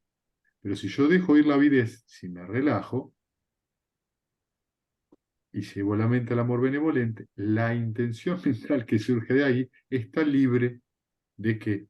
De obstáculos. Y entonces lo que se me presente en la mente y la decisión que tome va a ser completamente diferente. Pero puede ser que esa decisión no coincida con lo que yo deseo. ¿Estoy Claro. dispuesto a ser feliz a una costa de abandonar mi opinión? Eso es lo que nos tenemos que preguntar todos. ¿Es mi opinión la que me lleva a la felicidad? ¿O es mi opinión la que me lleva a estar con un palito colgado acá, una zanahoria delante de la nariz, intentando todo el tiempo comer la zanahoria y la zanahoria se mueve y nunca la alcanzo? La pruebo un poco y siempre es lo mismo, mañana, mañana, mañana, mañana, y nunca alcanzo la zanahoria. Entonces vivo teniendo hambre, quiero, quiero y nunca lo logro. Siempre es una promesa de algo que nunca llega. Entonces es muy importante observar este quiero que pase tal cosa, no quiero que pase esto. Yo soy así. Codicia, odio e ilusión. Avidez. La avidez engendra todos los estados malsanos. Por eso Bien. relajarse, ser muy amoroso con uno mismo, después trae una reflexión diferente sobre el mismo asunto mundano que tengo que resolver. ¿Entienden la diferencia? Con una mente tranquila y más abierta puedo resolver el mismo asunto de otra forma.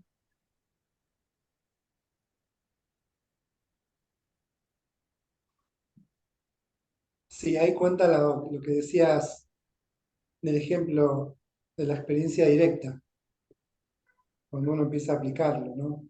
Sí. Entonces, por eso es interesante un retiro. En un retiro voy un poquito más al fondo del asunto y empiezo a ver cómo funciona ese proceso mental. ¿Sí? Y también es muy interesante si esa persona tiene una práctica cotidiana, porque van a ver que ayuda en el retiro, eso se ve. Entonces, las dos cosas son fundamentales. Practicar meditación cotidianamente, cuidar los preceptos, ser muy generoso consigo mismo y con los demás. Y van a ver que empiezan a ver las cosas desde otra perspectiva, pero sí requiere trabajo. No conozco, y miren esto, no conozco ningún, pero ningún, ninguna tradición espiritual. Y en este sentido creo que podríamos decir que eso está en común con todos, donde el camino sea fácil, pero ninguna. No es así el cristianismo, no es así el judaísmo, no es así el islamismo, no es así el taoísmo, no es así ninguna tradición es fácil. Todas requieren de trabajo. El practicante tiene que trabajar ahora y van a encontrarse que todas coinciden más o menos en que en la conducta de la persona también es importante para su propia felicidad, no por las mismas razones. Después nos vamos a dar cuenta que no todas las tradiciones tienen un sistema definido de práctica. En el caso del budismo sí, tiene un sistema muy definido de qué practicar, cómo practicar. Y donde sí difieren todas y donde no está bueno hacer mezcolanzas raras es en el aspecto de la perspectiva de cómo uno ve la vida. Ahí sí son diferentes. Bien. Bien, ¿alguna otra pregunta? Gracias, Fede. A vos, Fabio. Sí, Pau.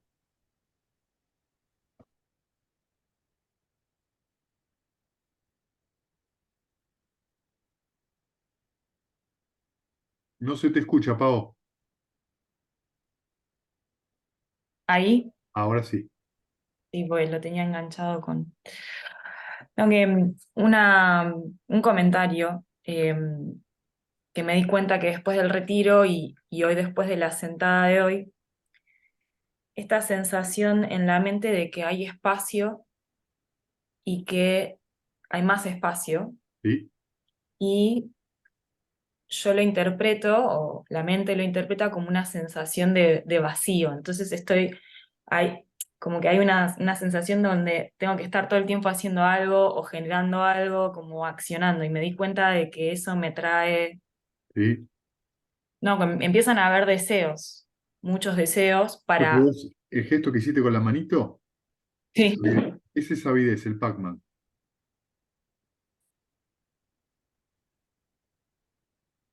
bueno, pero que cuando yo me encuentro en esa sensación de que, uy, no está pasando nada, pero al mismo tiempo en contrapartida me siento muy tranquila, digo, bueno, En ese momento es donde vos tenés que observar o tenés la oportunidad de observar algo re importante. ¿Cuál es la tendencia emocional habitual que surge por inercia, porque fue alimentada? Y ese es un lugar crucial para poder hacer 6 Rs y no caer de vuelta en el mismo circuito. Entonces, si vos te das cuenta bien, que la mente quiere y decís, haces 6 Rs y tenés paciencia, te vas a dar cuenta que vos no operás sobre lo mismo y esa tendencia emocional habitual, es decir, ese rasgo de la personalidad que llamamos, porque una personalidad no es ni más ni menos que ciertas tendencias emocionales repetidas, se empieza a suavizar y a disolver y algo empieza a cambiar, empieza a haber verdadero desarrollo de la mente o verdadero desarrollo de la personalidad, porque ya no tiene que ver con un rasgo repetido, sino con empezar a comprender de que uno no es eso, eso no soy yo, eso no es mío, eso no es mi yo. bien. Porque también otro pensamiento que se me vino a raíz de darme cuenta por momentos de esto y hacer las 6 Rs, es que yo mucho tiempo relacioné la felicidad con con esa manera de accionar. Por supuesto, la búsqueda de De, la felicidad, la bien, búsqueda de la felicidad, no la felicidad. ok, La búsqueda de la felicidad tiene en sí mismo sufrimiento.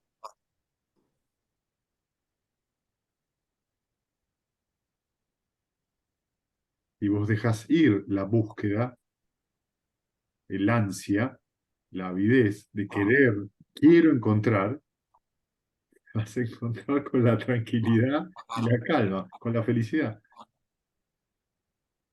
claro, es que ahora es un poquito más claro cuando puedo aplicar las 6 Rs, cuando viene esa tranquilidad de decir, bueno, Ya está, estoy ya ahí, está, sí, está ahí. No está, no es una promesa, está ahí. Si aplicás el noble esfuerzo, que es lo que estuvimos hablando, y la recta atención en relación al correcto punto de vista, el sufrimiento cesa. Por eso se llama óctuple noble sendero, lo que te conduce a la cesación del sufrimiento. bien, Acabas de aplicar el óctuple noble sendero. ok, Ah, estoy sufriendo, fantástico. Si aplico el óctuple noble sendero, ¿qué es? Entender de que si mi mente está produciendo intenciones malsanas, las dejo ir a través del noble esfuerzo y presto atención, cuando yo me relajo y vuelvo a una mente tranquila o al objeto de meditación que estoy haciendo, el sufrimiento se alivió. sí, Eso hay que sí, cultivarlo. porque si no, en contrapartida de eso hay una creencia de como un vacío en la mente, como no termino de entender si ese vacío es una creencia No, o es que en realidad hay mucho más espacio ahora. hay espacio. Lo que sucede es que lo que vos sentís es que esa sensación de vacío es aburrida. Sí, Ah, ¿viste? Y el sí, aburrimiento es aversión disfrazada. Entonces yo quiero fiesta y la fiesta la vas a tener. Nadie dice si se va a hacer buena o mala la fiesta, porque la tranquilidad puede parecer aburrida. Y ahí vos te podés dar cuenta por qué el mundo va corriendo detrás de todo. Ves a la gente corriendo. ¿Corriendo por qué? Porque uno se entretiene con eso. Y ahí vos podés observar cuán madura está tu mente, ¿cuán cuán, dura? cuán madura está Ah, tu madura. mente, cuán desencantada está tu mente de todo ese circo. Cada vez que vos le decís vacío con una connotación negativa, no es vacía, estás aburrida. Entonces, bueno, voy a buscar algo para divertirme. Bueno, Suerte. Pero ¿qué pasa cuando vos te das cuenta de que la mente siempre hace eso y que siempre te engaña de la misma manera y volvés a caer en la misma fauce? Y otra vez, en algún momento cuando la mente empieza a madurar decís, ok, podés pedir lo que quieras, puede surgir lo que quieras, que yo no voy a reaccionar. ¿Qué le pasa a la mente cuando eso es cultivado? Que es esencialmente lo que haces en un retiro durante 7, 8 horas de meditación. Empezás a cultivar el desencantamiento, te empezás a desencantar de todo ese continuo pulular mental que surge y te pide, y te pide, y te pide, y hace esto, y hace aquello, y tráeme esto, y tráeme más allá, y quiero aquello, y quiero esto. Y las vacaciones, y el trabajo, y la familia, y esto, y lo otro, y todo el tiempo en tiempo y espacio, aparte, dentro de esto vamos a hacer dentro de 2 años, el año que viene, la semana que viene, esto que pasó en el pasado, siempre hay. Cuando uno se empieza a Claro, desencantar de todos esos pedidos y disfruta, entre comillas, del aburrimiento, porque ¿quién se aburre? yo, Me aburro. Yo. Y yo no puedo estar aburrido, porque ahí es donde surge la identificación. Esto que siento, este aburrimiento es mío. Yo soy el aburrimiento. Y ahí viene el problema. Ahora, si yo no me identifico con ese aburrimiento y simplemente estoy tranquilo, sin identificarme con eso, algo va a cambiar. Si cultivas eso, algo, si te empezás a desencantar de eso, te vas a dar cuenta que podés seguir haciendo cosas en el mundo, trabajando, teniendo una vida social y todo. Sin embargo, no te identificás con eso. Cuando está, está, y cuando no está, no está, y está bien. Eso da libertad a la mente. Pero el hecho de que uno lo catalogue de aburrido significa, yo tendría que estar haciendo otra cosa porque necesito el payaso que me alegre la vida. Y el payaso te cobra. De hecho, el payaso termina siendo it y te come. ok. Pero eso también implica un cambio en el accionar. Bueno, es Por esto eso, que estábamos. hay que hacerse cargo. Hay que hacerse cargo y hay que hacerlo y hay que explorarlo y darse cuenta, investigarse, ¿entendés? Entonces, si vos tenés otra forma de proceder, desarrollala, fíjate a dónde te lleva y te vas a empezar a dar cuenta de que hay cambios que en tu vida que van a ser muy fuertes en un muy buen sentido. Van a ser muy gentiles y te vas a empezar a sentir completamente diferente. De hecho, hasta por ahí tengas la devolución de las personas fuera. Paola no parece Paola, porque Paola deja de actuar como un robot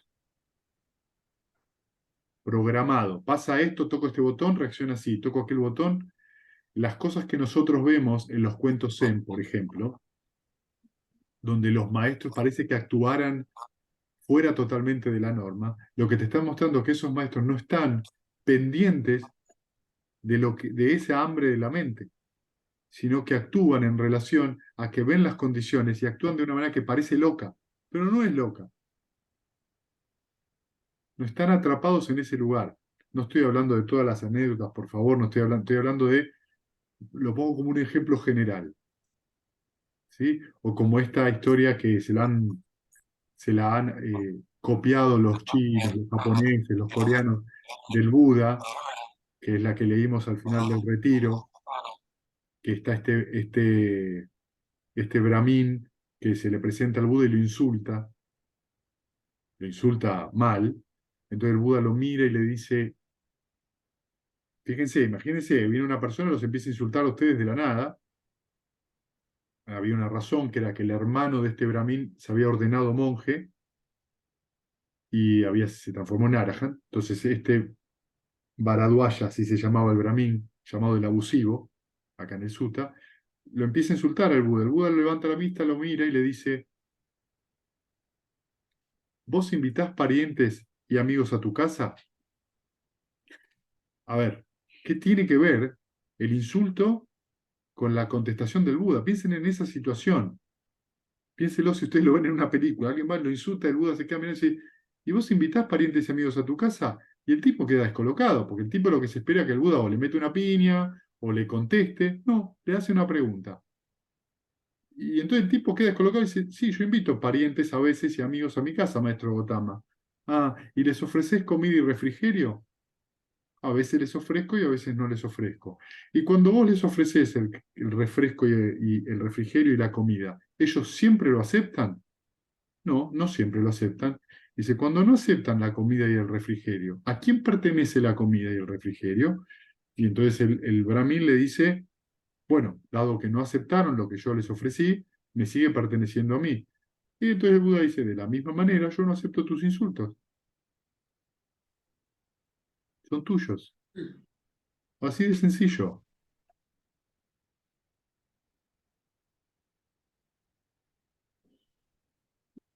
Toda la situación es cómica, porque ¿entendés? Tenés a alguien que te anda insultando en los 5 idiomas que conoce, te quiere pegar, y el tipo está sentado mirándolo.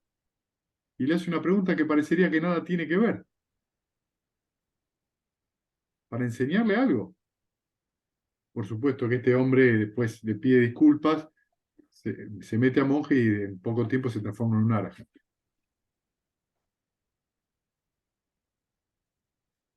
A lo que voy con esto es que se trata justamente de eso, uno deja de reaccionar, deja de reaccionar, esto es lo que quiero decir, aprieto tal botón, reacciona así, aprieto otro botón, reacciona así. Uno deja de reaccionar, entonces empieza a actuar desde otro lugar. ¿Desde qué otro lugar? Desde un punto de vista diferente, de una perspectiva diferente y por ende de una intención diferente. Eso hace que vos hables de otra manera, actúes de otra manera, trabajes de otra manera, porque aplicaste las 6 R's en noble esfuerzo, la atención y tu concentración, tu quietud en ese momento es distinta. La mente no se mueve hacia las palabras, sino podés observar cómo está tu mente. En el caso del Buda no tiene que hacer 6 R's de nada, porque ya la mente no genera ninguna sombra de ninguna índole, pero en el caso de que no somos Arahant o Buda, haces 6R y hablas de otra manera, actúas de otra manera, para con el otro y para con vos.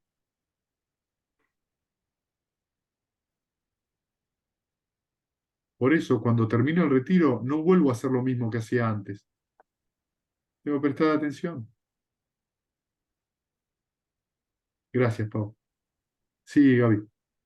Gracias.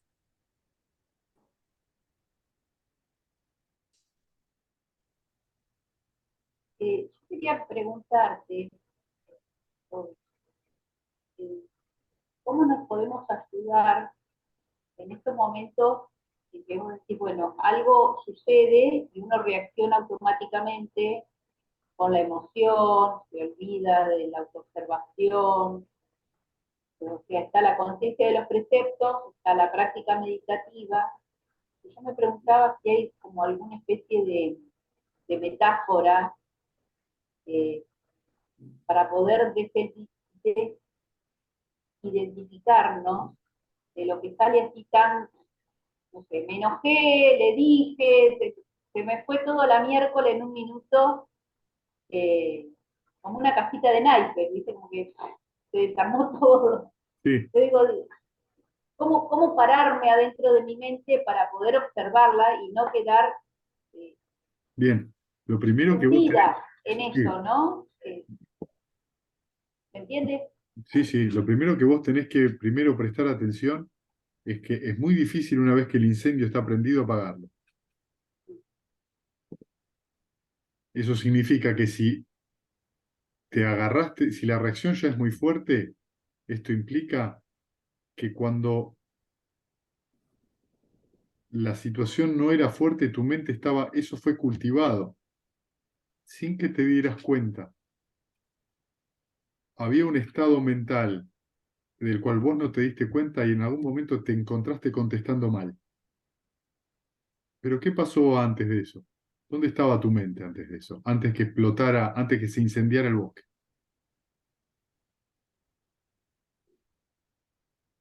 ¿Alrededor de qué estaba tu mente? ¿Estaba con el amor benevolente o estaba tratando de ver la situación?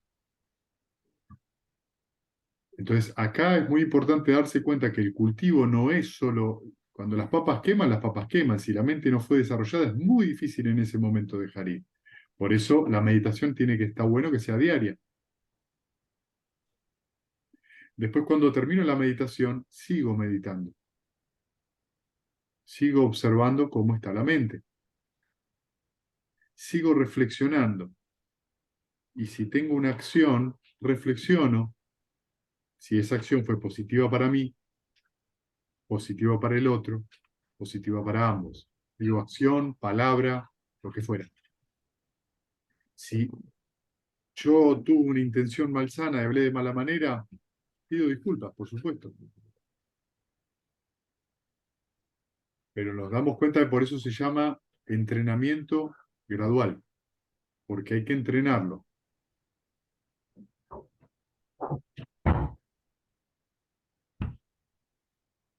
Sí, o sea que la respuesta es mayor entrenamiento.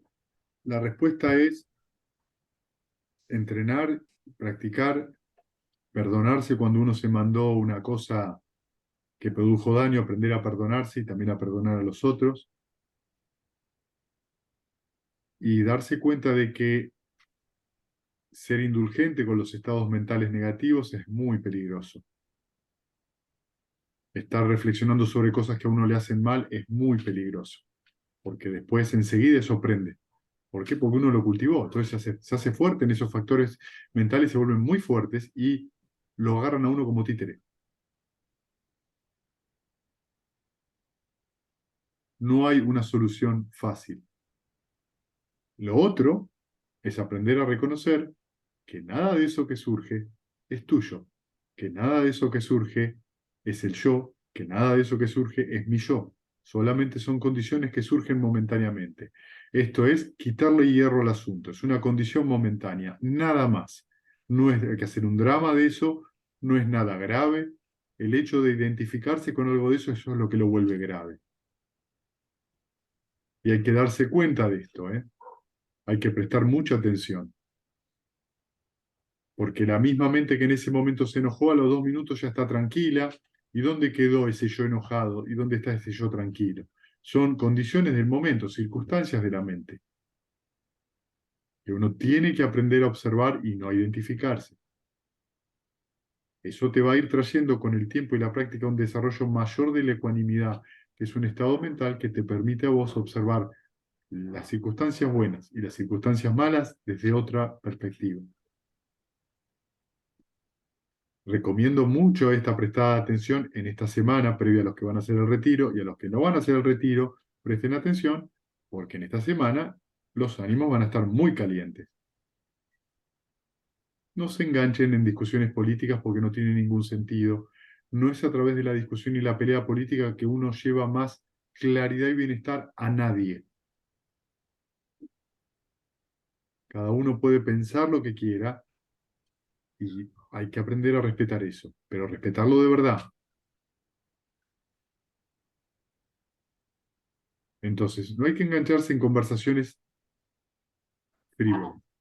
Frívolas. Discutir sobre política es una frivolidad, porque la verdad Bueno, no solucionamos ningún problema ni traemos ningún alivio, especialmente si discuto con alguien que tiene otra opinión, que no piensa cambiar de opinión, que no está dispuesto a escuchar. ¿Para qué voy a hablar sobre eso? Cada uno puede pensar lo que quiere. Distinto es cuando yo hablo de cualquier tema, no solo de política, de cualquier tema con otro que está abierto a escuchar. Entonces, hay momentos para hablar y momentos para callarse la boca. gracias. A vos, Gaby. ¿Alguna pregunta más?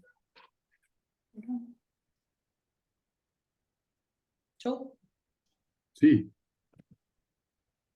Dale, Ade. ¿De qué? ¿Me escuchan? Escuchamos, sí.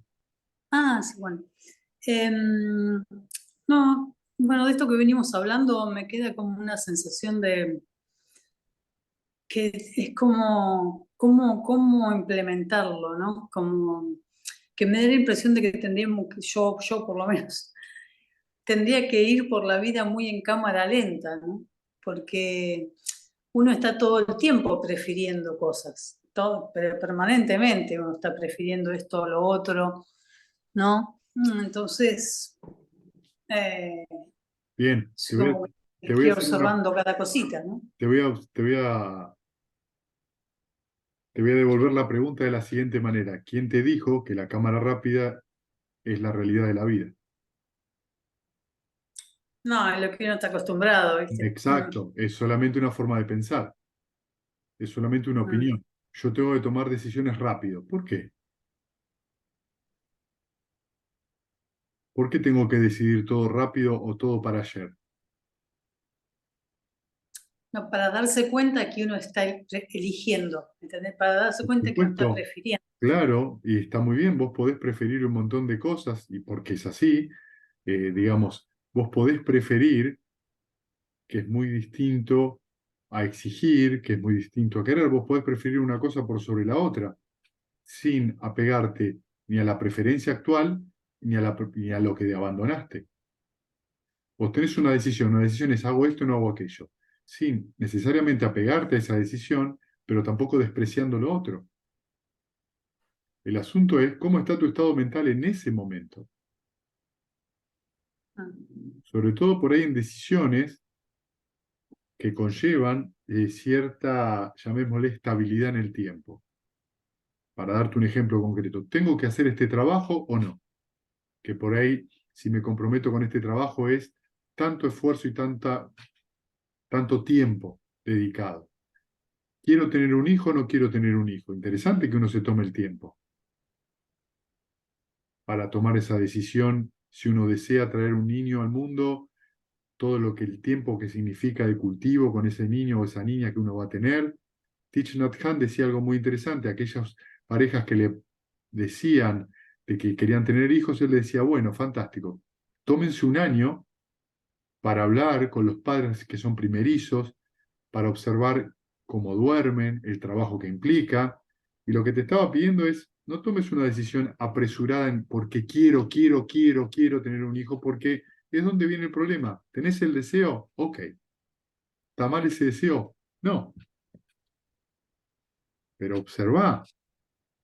Es un deseo que viene desde la felicidad que vos deseás compartir o viene de que vos con eso querés cubrir otra cosa. Pero sí te vas a empezar a dar cuenta de que cuando estamos mal o nos sentimos mal, quiero chocolate. No necesariamente es que quiero comer chocolate. Lo que quiero, en realidad, ¿qué es? Quiero sentirme bien y pienso en chocolate. Quiero sacarme este malestar. Ahora, si yo reconozco el malestar, lo dejo ir, estoy más tranquilo, por ahí no quiero chocolate. O por ahí quiero chocolate, pero ya es diferente. La decisión está tomada desde otro estado mental. Aunque el resultado parece lo mismo, no es lo mismo, porque la mente está en otro momento. Y entonces en ese sentido empieza a ser para el practicante mucho más importante cómo está su mente que lo que hace, que lo que es visible para afuera. Porque como está su mente, es como él vive su vida. Entonces, ¿puede ir a comer chocolate? Sí, y también puede no comerlo y está todo bien. Es donde uno empieza a liberarse de esa avidez, a liberarse de esos deseos. Ya la mente no está atada y empieza a estar cada vez menos atada, porque no lo necesita para ser feliz. Así de sencillo, porque la felicidad está en una cuestión de decisión a dónde la orientás a la mente. Pero ¿cómo hago para llegar a ese lugar? Medita. Cuando vos meditas, ¿qué te pasa si meditas con asiduidad? Llana. Y empezás a encontrar un estado que no depende de la afuera. Te vas dando cuenta de que la tranquilidad es mucho más sencillo de adquirir que un chocolate, que un trabajo nuevo, que un coche nuevo, que una pareja nueva, que tener hijos o no tener hijos, que mudarse a vivir a Ushuaia o a la Sierra de los Padres, qué sé yo. ¿Entendés a lo que voy? Lo que va produciendo eso es que la mente empezás a ser soberano de tus decisiones. La mente está cada vez más elevada, más tranquila y necesita menos de lo que le decía antes a Paola. Deja de estar encantado con todo lo que le ofrece la vida. Dale, pero esto hay que disfrutarlo, dale, hay que ponerle punchi punchi a la vida. No, ya tiene suficiente punchi punchi. ¿Para qué más? Entonces, después es un chocolate, no es un chocolate, voy, es tal cosa. Y todo siempre parte de lo mismo. Estoy insatisfecho, no me siento bien, quiero que el afuera me traiga tranquilidad. Ahí el cambio es mental.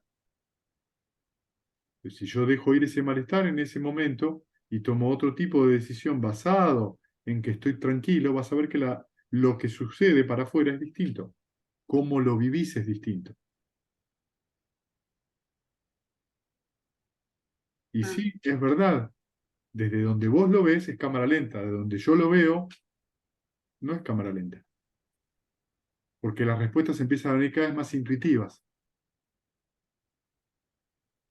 Es cada vez más intuitivo, viene algo, no estás 2 horas, simplemente tú no. Ya en el momento sentís cierta incomodidad, no. Es así automático, porque te acostumbraste a observar el bienestar. Entonces tu mente empieza a operar desde el bienestar. No, no estás ni 2 minutos pensando en eso.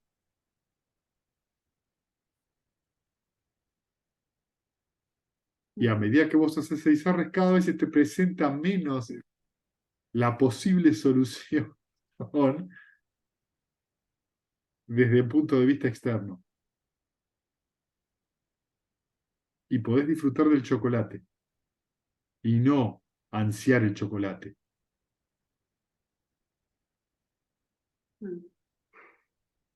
Es un cultivo diario. Es un reacondicionamiento de la mente. Sí. Y eso implica un trabajo y un entrenamiento. Bueno, gracias. Y te hago una pregunta más, Sí, ¿puede dale. ser? Sí, Sobre otro tema, en realidad, que tiene que ver con las intenciones. sí. Es algo que yo, digamos, puedo decir que lo creo, pero yo no es algo que lo veo, ¿no? Eh, entonces, yo, a ver, por ejemplo, si yo tengo una buena intención, pero después no la cumplo, no la realizo, me parece a mí que eso tiene menos consecuencia y menos peso que si la realizo. En tu mente no. Es decir, en el sentido de lo que se puede ver para afuera, puede ser que vos tengas razón. Si vos tenés una buena intención, ¿tenés algún ejemplo en concreto? No, estaba pensando, porque a mí me cuesta mucho creer que una mala intención es lo mismo que una mala acción, ¿no? Yo tengo una mala intención, pero después digo, no, pero ¿cómo? Cállate, ¿cómo va a pensar eso y no lo Sí, realizo? Me da la impresión que no es lo mismo. Si yo tengo una buena intención, por ejemplo, a ver qué puedo decir. Eh, no sé, bueno, voy a ayudar a una amiga que está enferma, la voy a ayudar a ver que sí. Y después, digo, bueno, no, porque no tengo tiempo, y mañana esto, y mañana lo otro, y no lo ayudo al final. sí, Tuve la buena intención, pero no lo realicé. sí. Bien, veamos esto. ¿Sí? Entonces, una buena intención sería que en ese momento donde vos tenés la intención generosa de ayudar, es que tu mente esté con el amor benevolente. Entonces, tu estado mental es amoroso. Frente a ese, como estás en ese estado mental, surge esta intención generosa de ayudar. Mm. ¿Sí? Eso es muy Sí. importante porque eso está generando algo en tu mente que va a traer frutos. ¿Está bien? Eso Mm. después puede llegar o no a realizarse por diferentes motivos. La mala intención mental, que podría ser que vos estás en el medio de una conversación y alguien te dice algo de mala manera y surge la intención mental de contestarle, pero no le contestás, pero la mala intención estuvo, que significa hubo aversión en la mente, esa aversión va a volver. Cuando alguien por ahí te diga algo que no te gusta, por alguien te diga algo que no, va a surgir esa aversión. Por supuesto, si vos no contestás o no le pegas una piña, no estás además generando más de mérito. Porque si vos le contestás, la otra persona te contesta, entonces empieza a generarse cada vez más alimento de eso. Entonces, si vos notas la mala intención en tu mente y la dejas ir, estás haciendo un trabajo muy importante porque en el momento estás dejando ir esa mala intención. Si la intención sana, en este caso ayudar a una persona que está enferma, se concreta y vos además desde esa intención amorosa le decís palabras amorosas y realizás acciones amorosas, toda esa intención verbal, o sea, hablar más la acción, va a generar a su vez nuevas formaciones mentales sanas y generosas. ¿Entendés? Cuando vos hablás, se generan nuevas formaciones mentales. La otra persona te agradece, eso trae intenciones generosas. Realizás la acción, la persona se siente mejor y eso hace que tu mente se sienta bien. No solo por el agradecimiento, sino porque se está favoreciendo una forma de hacer que ayuda a que tu mente esté cada vez más, le resulte más sencillo ser generosa, le resulte más sencillo tener una mente amorosa y eso facilita o da las condiciones para que surjan esas intenciones. Es un cultivo, por eso está bueno cultivar las acciones, las intenciones mentales, verbales y físicas. Pero, pero, cuidado que no entre la crítica. Yo tuve una buena intención mental y no la pude hacer. Ah, te quedaste solo en intención. Eso no sirve para nada. Porque vos tuviste una intención, por ahí después no lo pudiste hacer. Criticarse por eso no ayuda, ni a vos ni a la otra persona, porque en el momento que vos te criticás, ¿qué hay en tu mente? Aversión. ¿Hay amor benevolente? No. ¿Y entonces para qué? No estás siendo generosa, no estás viendo la realidad tal cual como es, estás simplemente poniéndote en un lugar y juzgando a vos misma. Eso no sirve. Si yo tengo la mente de amor benevolente y digo, la próxima vez la voy a llamar por teléfono, le voy a decir y voy a realizar la acción y te determinás a eso, bueno, ok, estás haciendo algo en concreto, ¿entendés?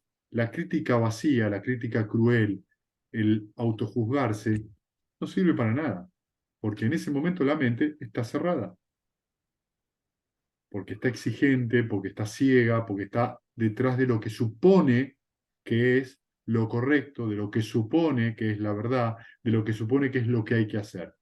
No, es una opinión. Es un recto de punto de vista, es un punto de vista erróneo. No se puede reflexionar sabiamente, es decir, no se puede tener la perspectiva, la recta perspectiva o el recto punto de vista desde una mente enojada. No se puede, por más que lo justifiquemos de miles de maneras diferentes, o desde un punto de vista de una mente exigente. No se puede. Estamos ciegos, estamos identificados con algo. Yo soy eso, esta es mi opinión y esto se hace así. Listo. Ahí ya no hay espacio para que surja la sabiduría, espacio para que surja el ver las condiciones de la situación.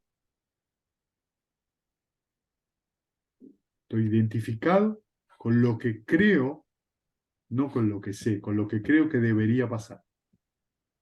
Y eso está más relacionado con lo que debería que con lo que pasa. Ya estoy en deuda en la mente, ¿ves? La mente ya tiene duda, la mente ya tiene ansiedad, la mente ya tiene aversión. Ya está, no estamos más claros, ya la mente tiene intenciones no santas, ya son intenciones malevolentes, empieza a haber mezcla. Por eso, ¿cómo está la mente? ¿Cómo es tu presente? Hay que estar en el presente. No, no, no, no, no. Tengo que tener la mente clara. Tengo que saber cómo está la mente. Si yo sé cómo está en la mente y aplico el noble esfuerzo si el estado es malsano, eso es estar en el presente. Estar con mala cara, estar enojado, pero estoy haciendo lo que estoy haciendo en el presente, no, eso no es en el presente. Eso es estar volando. Porque la mente está cerrada.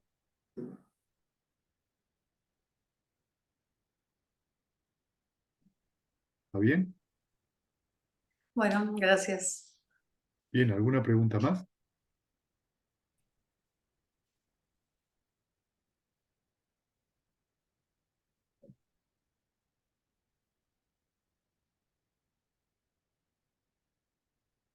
Bueno, muy bien. ¿Les parece bien? Compartamos mérito, ¿sí? Abran los micrófonos.